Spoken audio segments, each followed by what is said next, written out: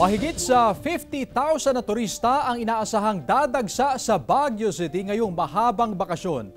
Mula Baguio City, nakatutok doon. Live si Jasmine Gabriel Galban.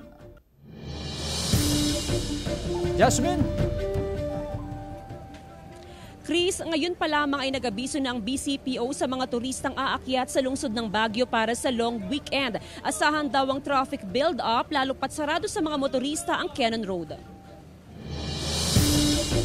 Batid na raw ng magkapatid na Shirlita at Mercedita ang dagsa ng mga turista ngayong long weekend sa Baguio City. Kaya inagahan na ang pamamasyal sa lungsod ng Pino at in-enjoy ang ganda ng iba't ibang pupasyalan. Ang sarap talaga, ang ganda ng Baguio. Di namin talaga akalain makarating kami ng Baguio. Imagine mo sa Mindanao kami.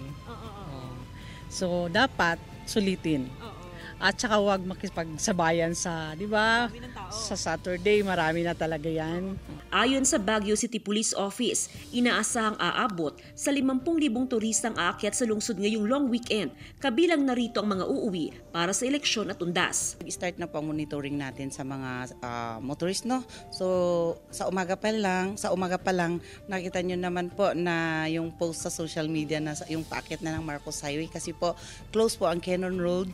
It's for residents only na pwedeng dumaan doon. So talagang sa Marcos Highway at sa may Nagilian Road yung papasok sa Baguio. Dagsa ng mga pasaherong naghahabol makauwi sa kani-kanilang probinsya.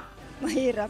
Oo, dahil Ang daming pila. Bagamat holiday, walang ipatutupad na suspension sa umiiral na coding sa syudad. Kasabay ng pagdagsa ng mga turista ngayong long weekend, panawagan ng lokal na pamahalaan sa mga turista na panatilihin ng kalinisan sa iba't ibang tourist destination. Ganun din ang pagsunod sa umiiral na ordinansa. Samantala, naglalaro sa 16 hanggang 18 degrees Celsius ang temperatura sa syudad ng Baguio. Chris, ipakita ko lamang yung sitwasyon dito sa bus terminal sa Baguio City. Actually, kaninang umaga pa, ganito na kakarami yung mga pasahero dito sa area. Ipakita ko lamang dahil pahirapan na ngayon yung sitwasyon dito sa terminal. Pila-pila na yung mga pasaherong uuwi sa kanilang mga probinsya.